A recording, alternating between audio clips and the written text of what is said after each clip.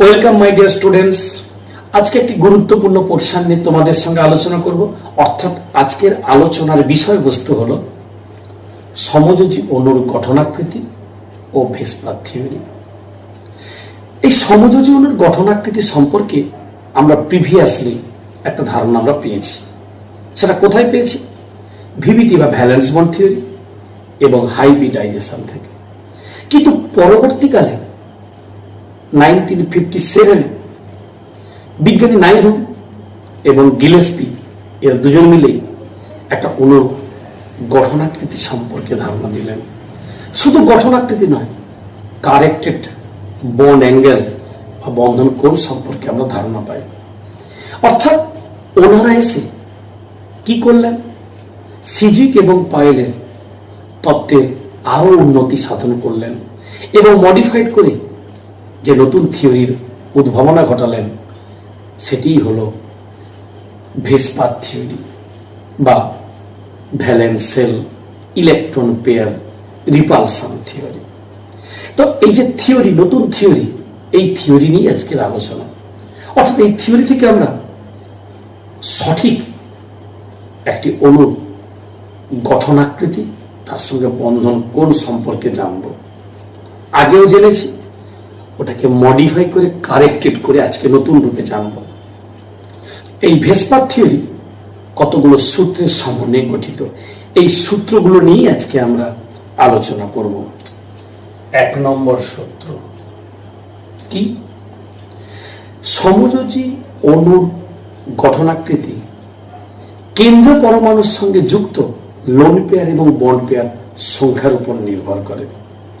তার মানে যেটা বলতে চাইছি যে কেন্দ্রীয় পরমাণু বা সেন্ট্রাল অ্যাটমটি রয়েছে, তার সঙ্গে কতগুলো লোন পেয়ার রয়েছে বা কতগুলো বন্ড পেয়ার রয়েছে। লোন পেয়ার মানে নিঃসঙ্গ ইলেকট্রন জোড়, বন্ড পেয়ার মানে বন্ধন ইলেকট্রন জোড়। এই কতগুলো রয়েছে তার উপরে কিন্তু একটা অণুর গঠন আকৃতি নির্ভর করে। সমস্ত ইলেকট্রন জোড়ই পরস্পরকে কিন্তু বিকর্ষণ করে। এই বিকর্ষণের ফলে কি হয়? অণুটি এমনভাবে নিজেকে বিন্যস্ত হওয়ার চেষ্টা করে যাতে করে এই বিকর্ষণের প্রভাবকে অনেকটা অ্যাভয়েড বা প্রশমিত করা যায়। এটাই ছিল 1 নম্বর সূত্র ভেসপার থিওরির। এই সূত্রের উপরে ভিত্তি করে আমরা অনেক এক্সাম্পল আসবে। যাচ্ছি আমরা 2 নম্বর। 2 নম্বর কি? আমরা এক্সাম্পল তো নিয়ে অবশ্যই আলোচনা করব। তার আগে একটু বলেই দিই, অবশ্যই তোমরা কিন্তু ফলো করবে রুলগুলো, তাহলে কিন্তু যে কোনো অণুর গঠনাকৃতি এবং বন্ধন কোণ সম্পর্কে ধারণা একেবারে পরিষ্কার হয়ে যাবে।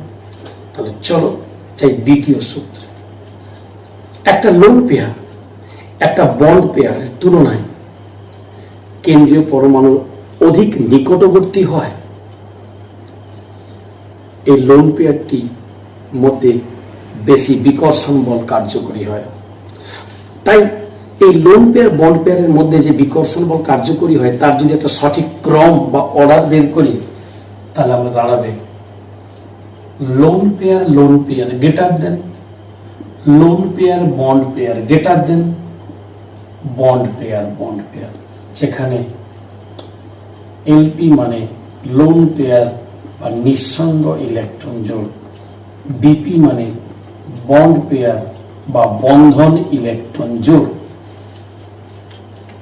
দেখা গেছে কেন্দ্রীয় পরমাণুতে যদি নিঃসঙ্গ ইলেকট্রন জোড় থাকে তাহলে তাদের মধ্যে বিকর্ষণ বেশি হয়, আর যদি বন্ধন ইলেকট্রন জোড় থাকে তাহলে কম হয়।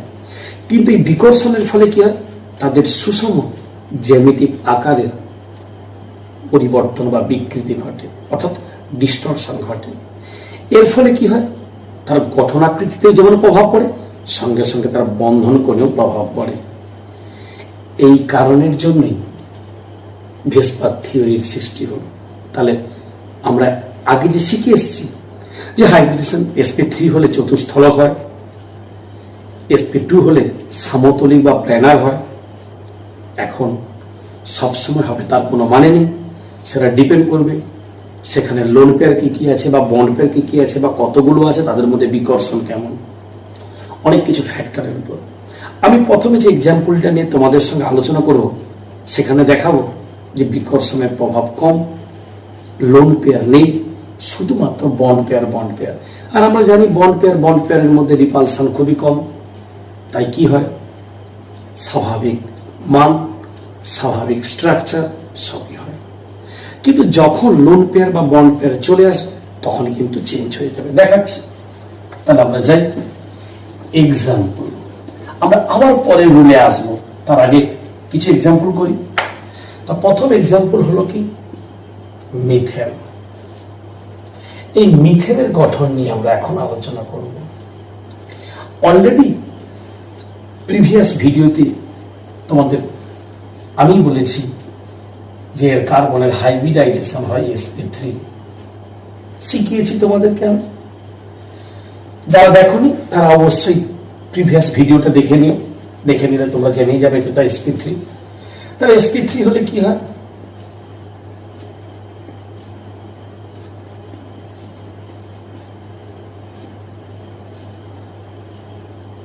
এটি একটি চতুস্থলক হয়, যার শীর্ষবিন্দুতে চারটে হাইড্রোজেন পরমাণু রয়েছে। এই যে বন্ধন কোণ, এখান থেকে এই পোর্শনটি, এটি হয় 109 ডিগ্রি 28 মিনিট। এখানে কোনো লোন পেয়ার নেই, অনলি বন্ড পেয়ার। আমরা আগেই দেখিয়েছি বন্ড পেয়ারের মধ্যে বিকর্ষণ খুবই কম, সেই কারণের জন্যই এটি একটি সুষম চতুস্থলক হয় এবং বন্ধন কোণের মান, চতুস্থলকের স্বাভাবিক মান 109 ডিগ্রি 28 মিনিট হয়। অর্থাৎ অ্যাঙ্গেল HCH এটি সমান 109 ডিগ্রি 28 মিনিট। এই যে বন্ধন কোণ, এটি চতুস্থলকীয় বন্ধন কোণ, তবে যদি সেটা সুষম হয়। এক্ষেত্রে যেহেতু কোনো লোন পেয়ার নেই, তাই এটি সুষম চতুস্থলক হবে, বন্ধন কোণের মান হবে 109 ডিগ্রি 28 মিনিট। এবার যাব আমরা নেক্সট এক্সাম্পল। যখন আমরা নেক্সট এক্সাম্পলে যাচ্ছি তখন কিন্তু ঘটনাগুলো একটু চেঞ্জ হতে শুরু করবে। অ্যামোনিয়া, এটারও হাইব্রিডেশন বার করলে আমরা পাবো sp3, আগে আমি শিখিয়েছি। তাহলে তাই যদি হয়, এখানে কিন্তু এসে যাবে নাইট্রোজেন, তিনটে শীর্ষবিন্দুতে তিনটে হাইড্রোজেন, আর একটাতে বসবে কি, লোন পেয়ার বা নিঃসঙ্গ ইলেকট্রন জোড়। আর এখানেই এলো ভেসপার থিওরি, আর তাতেই আপত্তির সৃষ্টি হলো। কি করে হলো আপত্তির, একটু বলি। বন্ধন কোণ কত হবে আমরা পরে যাচ্ছি। এই যে lone pair bond pair, lone pair bond pair, lone pair bond pair, অর্থাৎ এদের মধ্যে যে একটা বিকর্ষণ হয়, বিকর্ষণের জন্য কি হয়, এই নাইট্রোজেন হাইড্রোজেন বন্ড গুলো একটু নিচের দিকে চলে আসে, নিজেদের মধ্যে দিকে এগিয়ে আসে। তার ফলে বন্ধন কোণের মান 107 ডিগ্রি 48 মিনিট, অর্থাৎ 107 ডিগ্রি 48 মিনিট। তখন ঘটনাকৃতিটা আর কিন্তু চতুস্থলক থাকছে না, কি থাকছে, অর্থাৎ এটিকে দেখতে অনেকটা ত্রিকোণীয় পিরামিডের মতো, অর্থাৎ ত্রিকোণীয় পিরামিডীয়। অর্থাৎ যদি আমরা একটা কল্পনা করি, তলের উপরে তিনটে হাইড্রোজেন, এখানে নাইট্রোজেন রয়েছে, উপরে লোন পেয়ার ব্যাটি রেখে যৌগটির ঘটনাকৃতি হবে ত্রিকোণীয় পিরামিডীয়। এটা গেল সেকেন্ড এক্সাম্পল। এবারে আমরা যাব থার্ড এক্সাম্পল, H2O। যদি তোমরা এর হাইব্রিডেশন বার করো, আগের নিয়ম অনুযায়ী sp3 বেরোবে। সেক্ষেত্রে বন্ধন কোণের মান বা গঠনাকৃতি আসছি আমরা পরে। চারটা শীর্ষবিন্দু, দুটাতে হাইড্রোজেন আর দুটোতে লোন পেয়ার বসবে।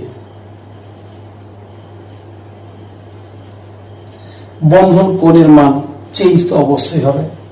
এটি কখনোই সুষম চতুস্থলক নয়, কারণ অ্যামোনিয়ার সাপেক্ষে অ্যামোনিয়া এক জোড়া লোন পেয়ার ছিল, অর্থাৎ দুটি ছিল, এখানে কিন্তু 4টি ইলেকট্রন আছে।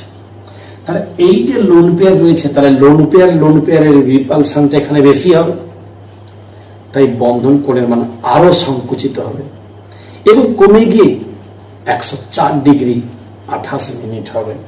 অর্থাৎ এই যে কোণটি হবে 104 ডিগ্রি 28 মিনিট, অর্থাৎ HOH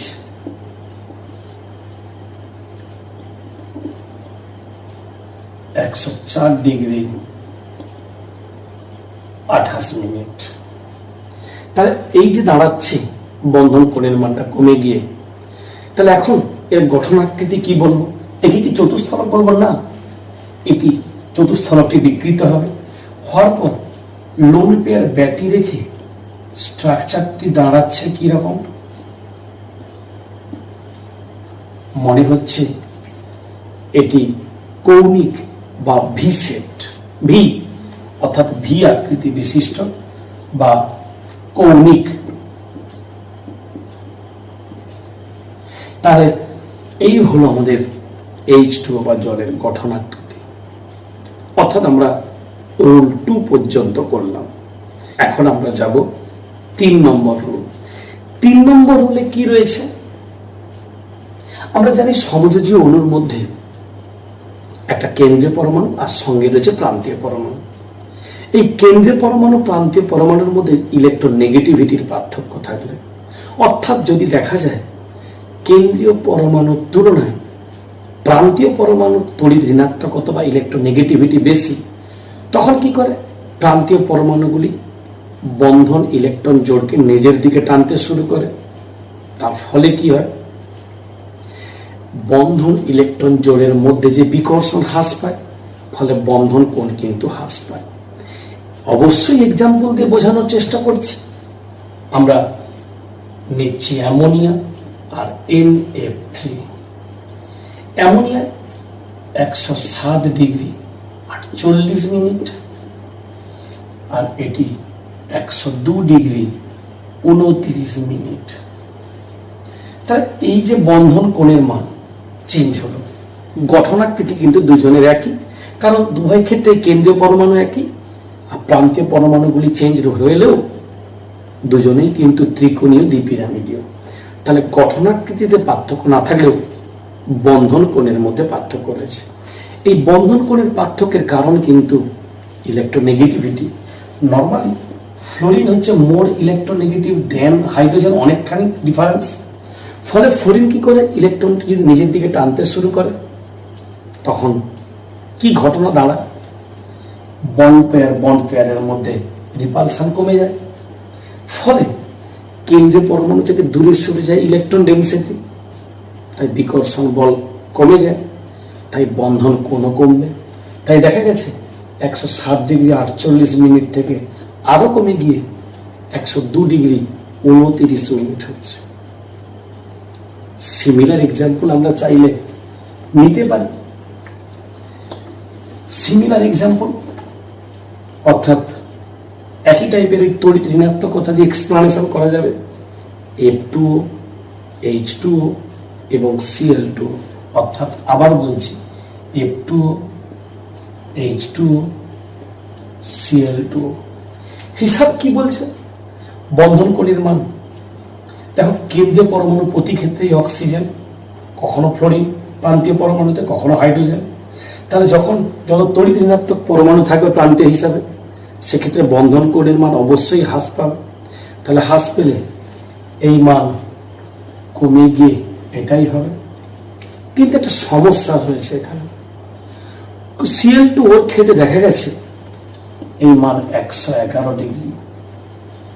জলের ক্ষেত্রে এই মান কত করেছে? 104 ডিগ্রি 28 মিনিট। আর F2O যৌগের ক্ষেত্রে কত? এটা 102 ডিগ্রি। তাহলে এই যে 102 ডিগ্রি মানগুলো পরপর বাড়তে শুরু করেছে। আমাদের মধ্যে কিন্তু প্রশ্ন আসতে পারে, স্যার তড়িৎ ঋণাত্মকতার বিচারে ফ্লোরিন আগে, তারপরে তো ক্লোরিন, তার অনেক পরে হাইড্রোজেন, তাহলে কোণের মান তো এটারই বেশি হওয়া উচিত ছিল এর তুলনায়। কারণ তড়িৎ ঋণাত্মকতার বিচারে হাইড্রোজেনের সাপেক্ষে ক্লোরিন এগিয়ে, তাহলে বন্ড পেয়ারের রিপালশন এখানেই কম হওয়ার কথা, তাহলে বন্ধন কোণের মান এখানে কম হওয়ার কথা এর সাপেক্ষে, কিন্তু বেশি কেন, অর্থাৎ 111 ডিগ্রি কেন? এখানে অন্য একটি ফ্যাক্টর কাজ করে। কি ফ্যাক্টর? এই ক্লোরিন কেন্দ্রীয় পরমাণুর সঙ্গে যেমন যুক্ত রয়েছে, কিন্তু ক্লোরিনে রয়েছে কি ভ্যাকেন্ট ডি অরবিটাল। এই ভ্যাকেন্ট ডি অরবিটালের সঙ্গে কেন্দ্রীয় পরমাণু ফিল্ড পি অরবিটালের মধ্যে পিপাই ডিপাই বন্ডিং, অর্থাৎ পিপাই ডিপাই বন্ডিং হয়। এই পিপাই ডিপাই বন্ডিং এর ফলে কি ঘটে? ক্লোরিন এবং অক্সিজেনের মধ্যে পার্সিয়াল ডাবল বন্ড ক্যারেক্টার, অর্থাৎ দ্বিবন্ধন চরিত্র লাভ করে। যেই দ্বিবন্ধন চরিত্র লাভ করলো ফলে বন্ড পেয়ারের মধ্যে বিকর্ষণ বল কি হয়, বৃদ্ধি পায়, যার ফলে এই Cl2 যৌগের ক্ষেত্রে বন্ধন কোণের মান বৃদ্ধি পায়। তাই এক্সেপশনাল কেস এই মানটা এর থেকে এটা বেশি, কিন্তু ফ্লোরিনের ক্ষেত্রে নর্মাল স্বাভাবিক ব্যাপার, তাই কম রয়েছে। তাহলে এই হলো আমাদের ভেসপার থিওরির 3 নম্বর পয়েন্ট।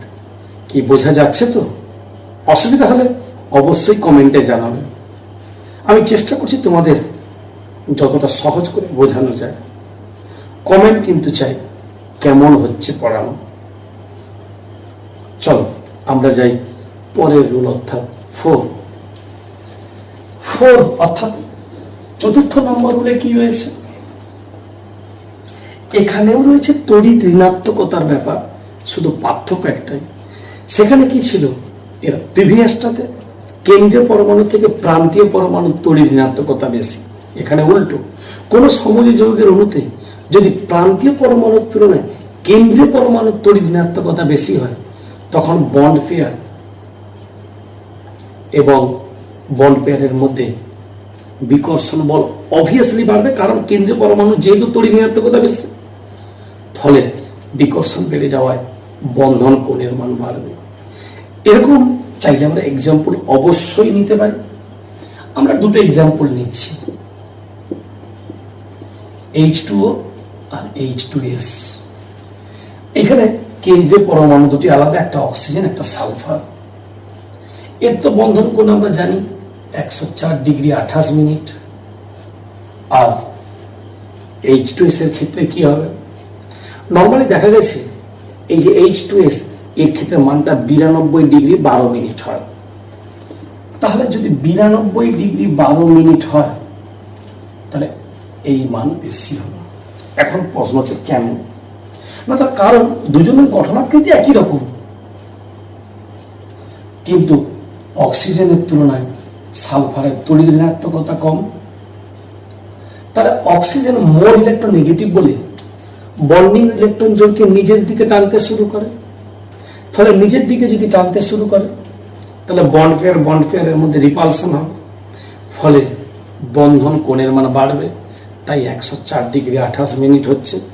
অন্যদিকে H2S এর ক্ষেত্রে সালফারের তড়িৎ ঋণাত্মকতা কম, তাই মানটা কম হচ্ছে এবং কোণের মান দেখা গেছে 92 ডিগ্রি 12 মিনিট হচ্ছে। তাহলে এই যে এক্সপ্লানেশন, এটাও কিন্তু আমরা রুল 4 পাই। এবারে যাব আমরা রুল 5। এই 5 রুলে কি রয়েছে? দেখা গেছে সমযোজী অণুর মধ্যে কেন্দ্রীয় যে পরমাণুটি থাকে, সেই কেন্দ্রীয় পরমাণুতে যদি ভ্যাকেন্ট ডি অরবিটাল থাকে বা খালি ডি উপকক্ষ থাকে, তখন ওই কেন্দ্রীয় পরমাণুতে উপস্থিত খালি ডি উপকক্ষে যে লোন পেয়ার থাকবে, সেই লোন পেয়ার অন্য যে কোনো লোন পেয়ার বা বন্ড পেয়ারকে অধিক মাত্রায় বিকর্ষণ ঘটায়। ফলে কি হয়? বন্ধন কোণের মান চেঞ্জ হয়, এবং বিকর্ষণের ফলে কি হয় না, বন্ধন কোণের মান হ্রাস হয়। একটু আগেই যে এক্সাম্পলটা আমরা নিলাম H2O এবং H2S, এক্ষেত্রেও কিন্তু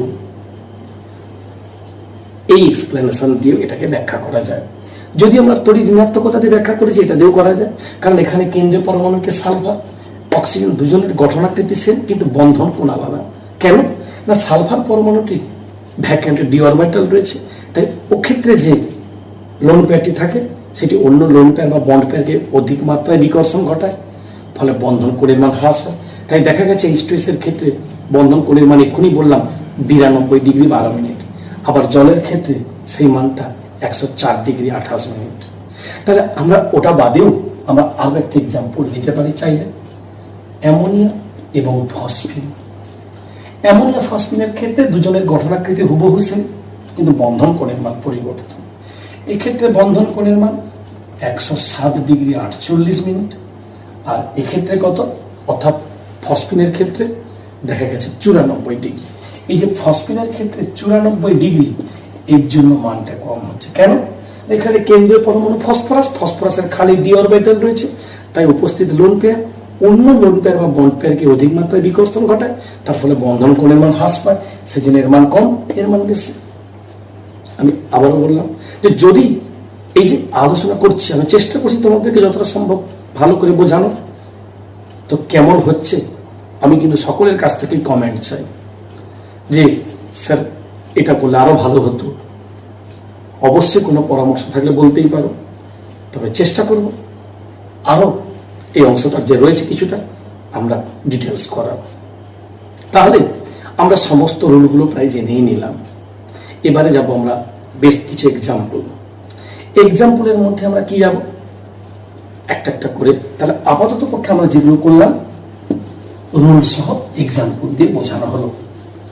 এবার আমরা কোনটায় যাব, নেক্সট এক্সাম্পল হলো কার্বন ডাইঅক্সাইড। এই কার্বন ডাইঅক্সাইডের ক্ষেত্রে কি হচ্ছে, মূলত চেঞ্জ কি হচ্ছে। অ্যাকচুয়ালি কার্বন ডাইঅক্সাইডের গঠন যদি আমরা বের করি, তাহলে তো আমাদের হাইব্রিডেশন জানতে হবে। আগের দিন আমি বলেছি কার্বনের হাইব্রিডাইজেশন sp, তাহলে sp হলে এটি সরল রৈখিক গঠনাকৃতি হয়। প্রত্যেকটা অক্সিজেনের দুজোড়া করে লোন পেয়ার রয়েছে, 4টি ইলেকট্রন, নিঃসঙ্গ ইলেকট্রন। এই গঠনটা সরল রৈখিক হয়, বন্ধন কোণের মান 180 হয়, অর্থাৎ লিনিয়ার স্ট্রাকচার হয়। এখন এই প্রশ্ন, কেন এটা লিনিয়ার হলো, কেন বন্ধন কোণের মান পরিবর্তন হলো না? আসলে 180 ডিগ্রি অ্যাঙ্গেলে থাকায় লোন পেয়ার গুলো একে অপরের থেকে 180 ডিগ্রি অ্যাঙ্গেলে অনেক দূরত্বে অবস্থান করে, সেক্ষেত্রে এর সঙ্গে এদের বিকর্ষণ হওয়ার কোনো সম্ভাবনা নেই। তাই এটি স্বাভাবিক মান সরল রৈখিক হলে যা হয় 180 ডিগ্রি হয়। সিমিলার এক্সাম্পল আমরা এই ধরনের কি নিতে পারি, চাইলে আমরা নিতে পারি কার্বন ডাইসালফাইড, কিংবা আমরা বেরিলিয়াম ক্লোরাইড, এটাও নেওয়া যায়। সবই সরল রৈখিক বা লিনিয়ার গঠনাকৃতি। এই সরল রৈখিক বা লিনিয়ার গঠনাকৃতি থেকেই ওর বন্ধন কোণ সম্পর্কে আমাদের ধারণা পাওয়া যায়। এবারে আমরা যাব নেক্সট অন্য এক ধরনের এক্সাম্পল,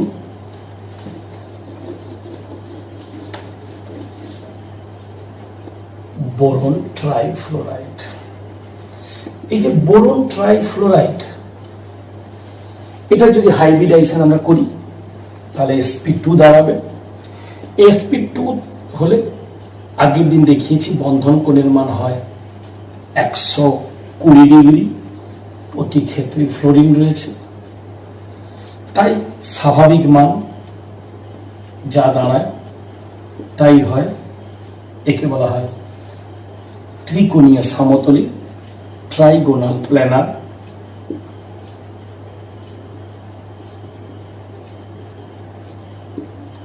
এক্ষেত্রে সেরকম কোনো রিপালশন নেই।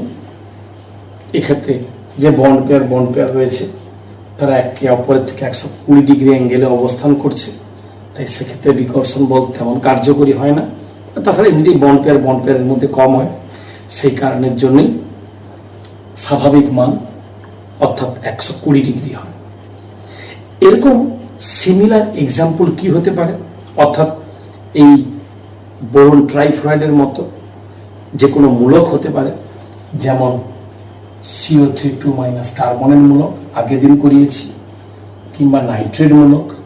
এই যে নাইট্রেট মূলক বা কার্বনের মূলক, এদের প্রত্যেকেরই কিন্তু করলে আমরা 120 ডিগ্রি অ্যাঙ্গেল করে পাবো। তো যাই হোক, এই গেল আমাদের এক্সাম্পল। আমরা পরে যাচ্ছি নেক্সট এক্সাম্পল কি,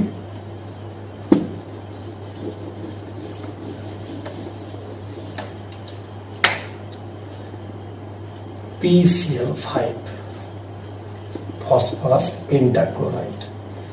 যদি হাইব্রিডেশন করি সেটি দাঁড়াবে sp3d, অর্থাৎ ত্রিকোণীয় দ্বিপিরামিডীয়, অর্থাৎ ট্রাইগোনাল বাইপিরামিডাল, সংক্ষেপে বলে টিবিপি স্ট্রাকচার। তার স্ট্রাকচারাল প্যাটার্ন কেমন হয়, প্রত্যেকটায় একটা করে ক্লোরিন বসে,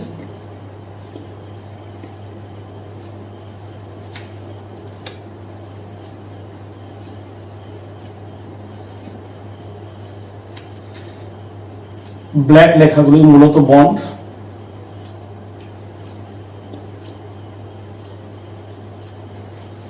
এই যে স্ট্রাকচার দেখতে পাচ্ছি, এই তিনজন ক্লোরিন একই সমতলে রয়েছে, মাঝে রয়েছে কেন্দ্রীয় পরমাণু, তার উপরে একটা ক্লোরিন, নিচে একটা ক্লোরিন। এদেরকে বলা হয় মূলত অ্যাক্সিয়াল ক্লোরিন, আর এদেরকে বলা হয় ইকুইটোরিয়াল ক্লোরিন। এই প্রত্যেকটা ইকুইটোরিয়াল ক্লোরিন ফসফরাস ক্লোরিনের মধ্যে বন্ধন 120, আর অ্যাক্সিয়ালের সঙ্গে ইকুইটোরিয়ালের মধ্যে কোণ হবে 90 ডিগ্রি, অর্থাৎ angle Cl axial, P Cl equatorial, এগুলো সব ইকুইটোরিয়াল, দাঁড়াবে 90 ডিগ্রি।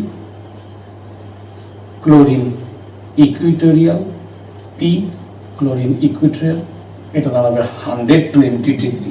ব্যাস, এই হলো টিবিপি বা ট্রাইগোনাল বাইপিরামিডাল স্ট্রাকচার। এইরকম আরো এক্সাম্পল আছে, তোমরা করবে। নেক্সট এক্সাম্পল কি,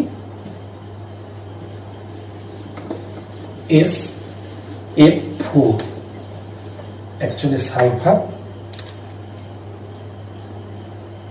টেট্রাফ্লোরাইড। এই যে SF4, যদি এর হাইব্রিডেশন তোমরা করো তাহলে দেখতে পাবে কি, যা আমি আগের নিয়ম শিখিয়েছি, এটি হবে sp3d। এই যে sp3d, তাহলে sp3d হলে তো টিবিপি বা ট্রাইগোনাল বাইপিরামিডাল স্ট্রাকচার। এতক্ষণ পর্যন্ত যেগুলো করলাম সেখানে কোনো লোন পেয়ার ছিল না কেন্দ্রীয় পরমাণুতে, তাই স্বাভাবিক নিয়মে যেমন হয় তেমনি হয়েছে। এবার কিন্তু প্রত্যেকটাতেই লোন পেয়ার থাকছে। লোন পেয়ার থাকলে কেমন স্ট্রাকচার হবে, অর্থাৎ এর দেখা গেছে 5টা শীর্ষবিন্দু, 4টিতে ফ্লোরিন রয়েছে, আর একটাতে রয়েছে কে, লোন পেয়ার।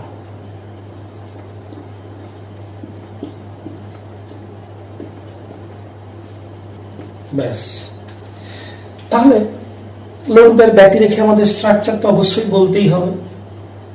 লোন পেয়ার ব্যতি রেখে স্ট্রাকচারটা অবশ্যই হবে ডিস্টর্টেড টেট্রাহেড্রাল, বা বাংলায় বললে এটি একটি বিকৃত চতুস্থলক হবে। এই যে বিকৃত চতুস্থলক বা ডিস্টর্টেড টেট্রাহেড্রাল, এই স্ট্রাকচারটি কেন হবে, কারণ লোন পেয়ার ব্যতি রেখে স্ট্রাকচারটাকে দেখতে লাগবে এরকম। তাহলে এটা একটা চতুস্থলকের মতো 4টা শীর্ষবিন্দু রয়েছে, কিন্তু চতুস্থলকের যে স্বাভাবিক মান হয় সেই মান হচ্ছে না, তাই একে বলবো ডিস্টর্টেড টেট্রাহেড্রাল।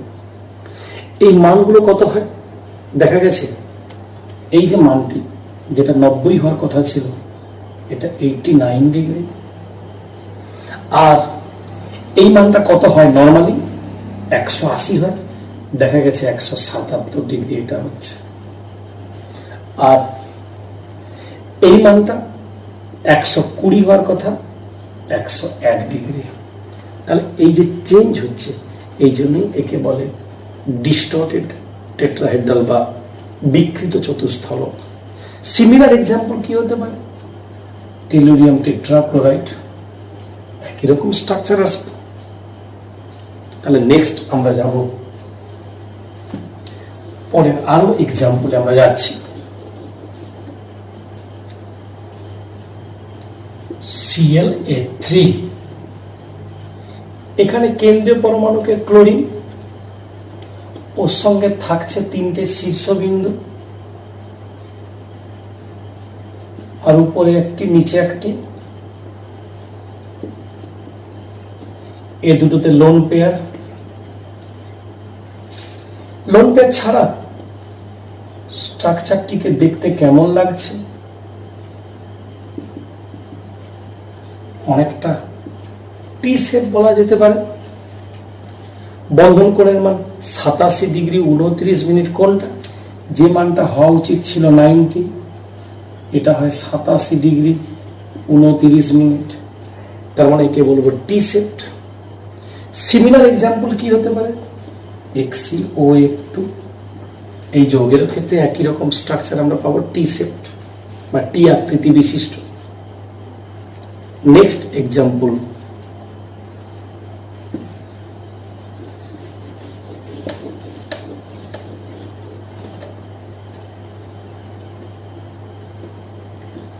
ICl2-। একটা দুটো আয়ন নেই। এই আয়নের ক্ষেত্রে যদি আমরা দেখি তাহলে কি দেখতে পাবো? আগের মতোই নিয়মই সেই হাইব্রিডাইজেশন। আর যদি আমরা হাইব্রিডেশন করি এটা sp3d পাবো আগের মতো। sp3d মানে 5টা শীর্ষবিন্দু, তার মধ্যে 3টেতে লোন পেয়ার আর দুটো ক্লোরিন, অর্থাৎ কেন্দ্রীয় পরমাণু আয়ন। এখানে 3টেতে আমি লোন পেয়ার বসিয়ে দিলাম, একটা টিবিপি স্ট্রাকচার। এখানে কে থাকছে? Cl, এটাতে থাকছে Cl। চাইলে মাইনাসটা আমরা এখানেও দিতে পারি বা এখানেও দিয়ে দিলাম, কেন্দ্রীয় পরমাণুতেই থাকে। লোন পেয়ার ব্যতি রেখে স্ট্রাকচারটা কি দাঁড়াচ্ছে? I।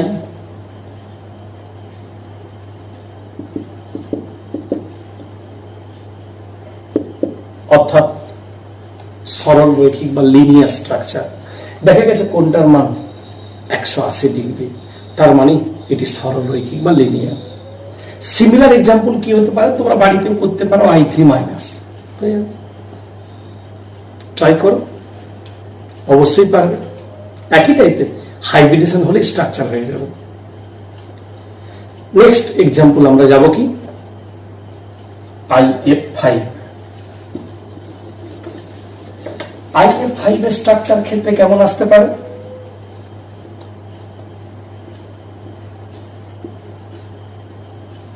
সেই একই ঘটনা, হাইব্রিডাইজেশন করতে হবে। যদি হাইব্রিডেশন করতে হবে দাঁড়াবে sp3d2, অষ্টতলকীয় স্ট্রাকচার। অষ্টতলকের স্বাভাবিক স্ট্রাকচার কেমন?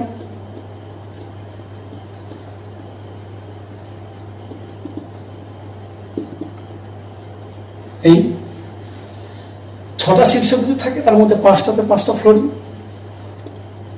একটিতে লোন পেয়ার।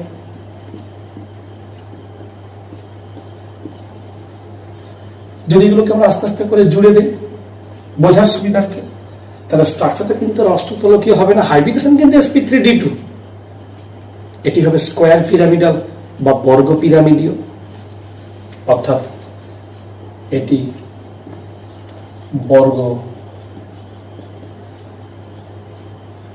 বর্গ পিরামিডীয় বা স্কোয়ার পিরামিডাল স্ট্রাকচার। একটা লোন পেয়ার ছাড়াই কিন্তু স্ট্রাকচারটা হচ্ছে। যদি সিমিলার এক্সাম্পল জানতে চাই, XeOF4 হবে। নেক্সট আমরা আরেকটা এক্সাম্পলে যাচ্ছি, XeF4।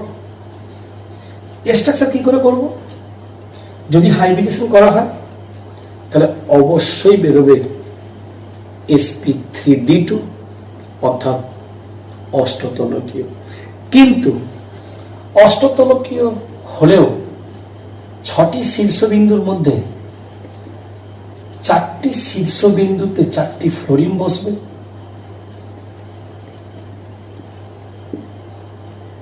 বাকি 2টিতে বসবে লোন পেয়ার। এই লোন পেয়ার ছাড়া এর স্ট্রাকচারটি কি দাঁড়াবে? তাহলে আমরা কখনোই একে বলবো না অষ্টতলকীয়, এটি দাঁড়াবে স্কোয়ার প্ল্যানার বা বর্গ সমতলিক। এই লোন পেয়ার থাকছে, এটি হলো স্কোয়ার প্ল্যানার বা বর্গ সমতলিক। সিমিলার এক্সাম্পল কি হতে পারে? ICL 4 মাইনাস, বাড়িতে ট্রাই করবে, হবে। হোমওয়ার্ক দিয়ে দিলাম, IF 7 করবে। হিউজ এক্সাম্পল এরকম আমরা করতেই পারি। তো তোমাদের যদি কোথাও বুঝতে অসুবিধা হয় অবশ্যই তোমরা কিন্তু আমাকে কমেন্টে জানাবে। আর কেমন হলো সকলের কাছ থেকে আমি রিপ্লাই চাই। আশা করছি আজকের অংশটা সবাই সকলেই বুঝতে পেরেছ। যদি কোনো প্রবলেম হয় অবশ্যই কমেন্টে জানাবে, আমি চেষ্টা করব সাহায্য করার তোমাদের। আর এর সঙ্গে সঙ্গে তোমরা আরো হিউজ এক্সাম্পল করবে, তাহলে আরো ডেপথ ক্লিয়ার হয়ে যাবে। তোমাদের সঙ্গে আমার দেখা হবে পরবর্তী ভিডিওতে। সবাই ভালো থাকবে, সুস্থ থাকবে।